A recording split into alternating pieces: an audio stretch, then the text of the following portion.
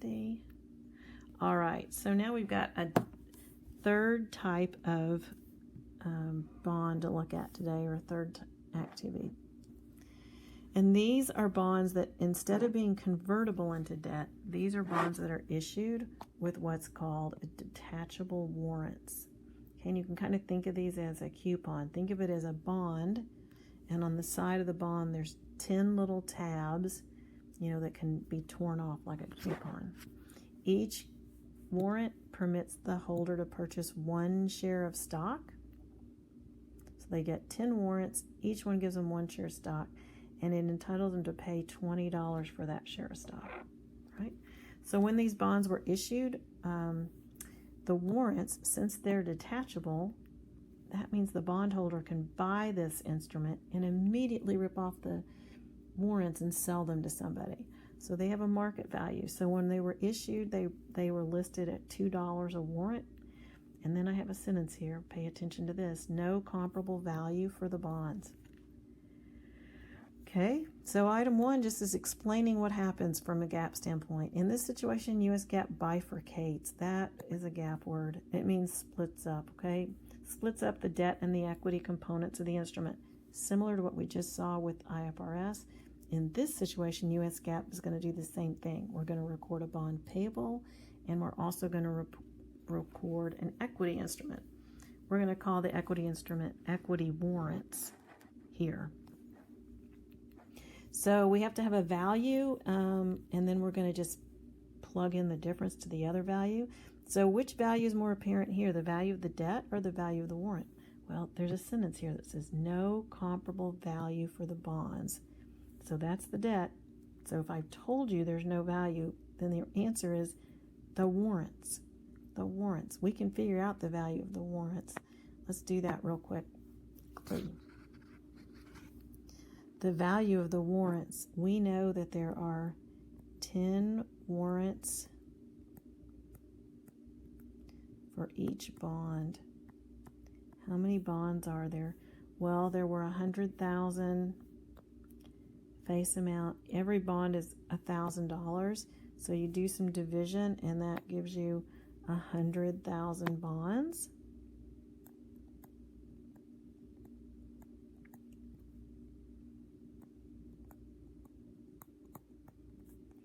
And you know from the problem that each one of those is worth $2.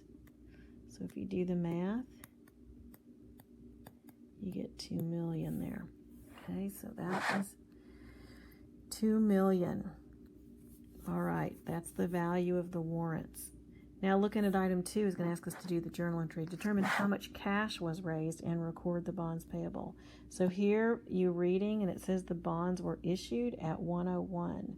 So from what we did just on the last page, you remember that means we got 101% of the face amount. So 101% times 100 million. That's the amount of cash that was received. Okay, and we know we're just doing U.S. GAAP, so we know under U.S. GAAP we're going to record the bonds payable. I always like to do the easy part of the entry first.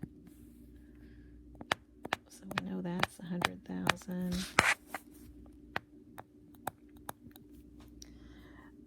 We know the value of those equity warrants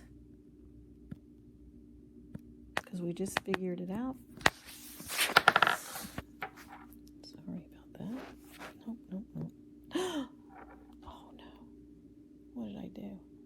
Scare myself there. Not what I meant to do. Make it all go disappearing.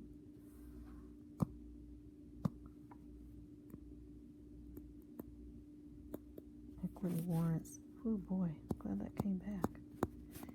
2 million. We figured that out up above. And you know that's not a journal entry. It needs a little bit more on the debit side. So what do you think we're going to use to make this balance? Well, we are going to use a discount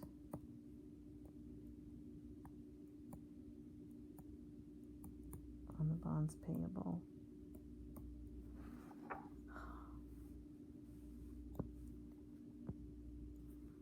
Zero does not look very good. Here we go. That's a little bit better. Okay, so that's what it takes to balance the entry, the discount.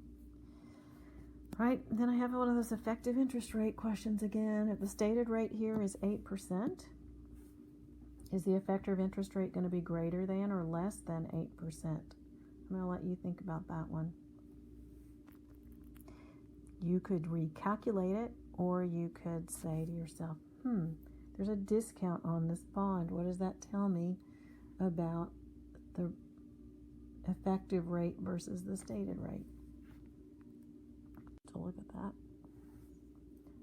We can capture that entry. Nope, that would be too crazy.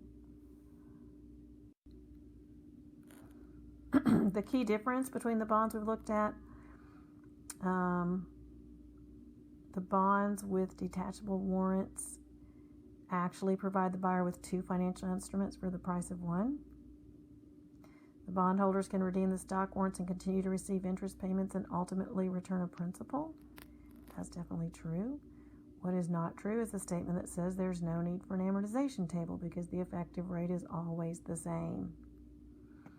Okay, so the first two here are true.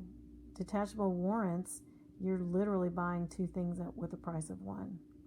The convertible debt, you're buying one thing that can be turned into the other. Okay, so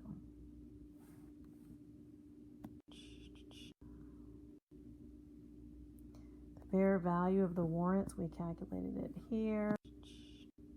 You can test yourself. Your entry included all of the following except didn't have any premium. We calculated that to be a discount, excuse me. All right, so now we're 1 year later. And the stock is trading for $30, and 100 bondholders decide to redeem their warrants.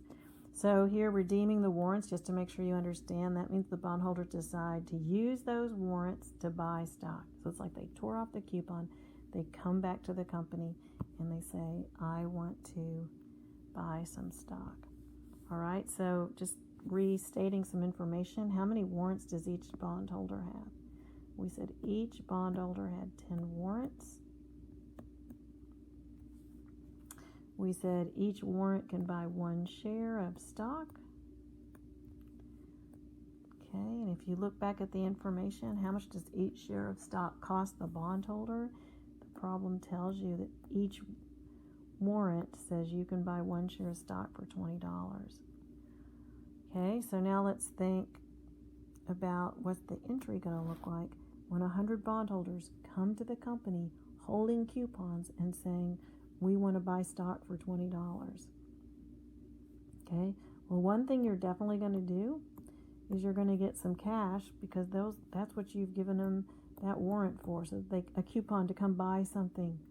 So that's going to be cash, and the cash is going to be $20,000 is what you're going to get in cash. $20,000 is 10 warrants times $20 times 100 bondholders.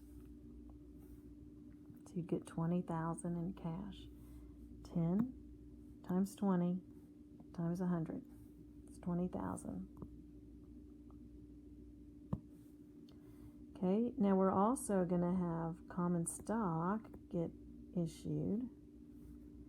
That's going to be the last part of our entry.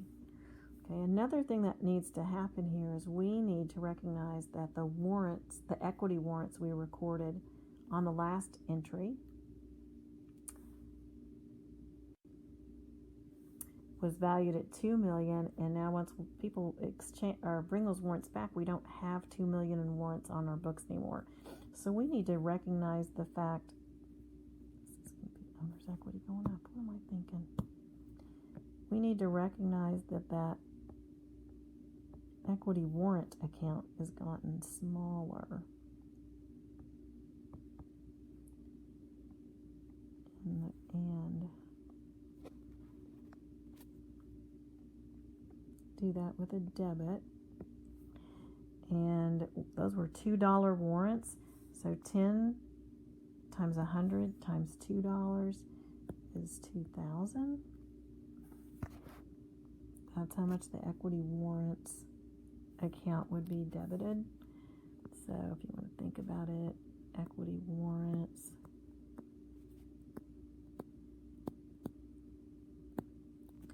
had a balance of $2 million.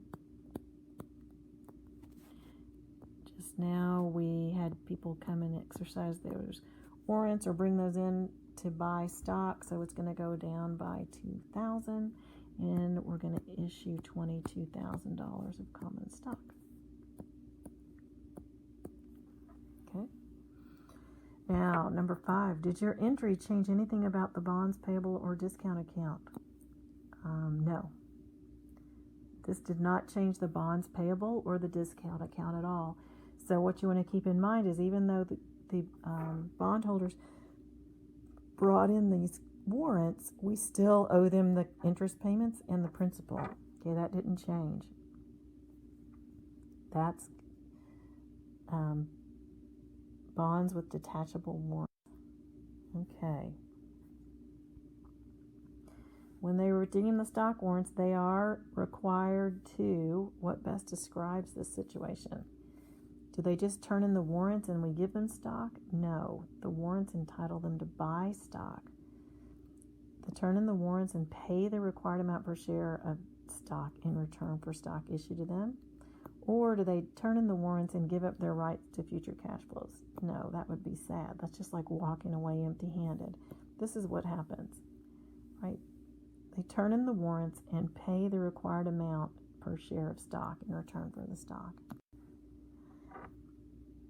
The total amount of cash we received was the $20,000. The reason I have this question in here as a quiz question is because probably the biggest mistake students make with this is they try to use that market value of the stock to do something. And if you notice, we haven't used that at all because we don't want to.